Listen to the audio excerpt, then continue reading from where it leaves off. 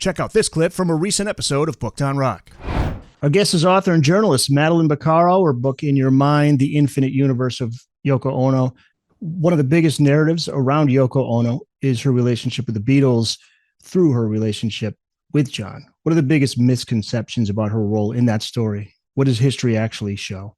History shows, and the Beatles have actually stated that, they were on the verge of breaking up before she entered the picture. And there were so many tensions due to managerial problems, George wanting to put out his own songs. He had a triple album pretty much ready to go, All Things Must Pass, and he was feeling stifled in the group.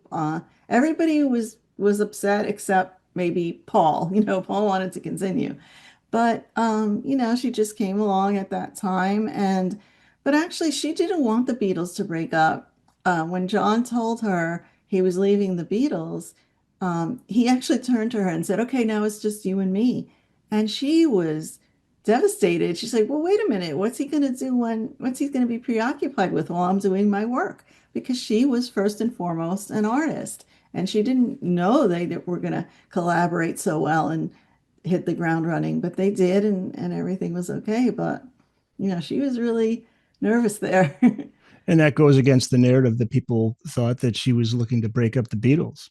Yeah. And in the book, I have quotes from hundreds of quotes, mostly from her, but a lot from, John, Paul, people that worked with them, Ringo even, and just musicians who worked with her and people who knew her. And they all weave the story, and it's quotes from the time. So it's not anything people are saying in hindsight and speculating. It's all, it's how the whole story happened.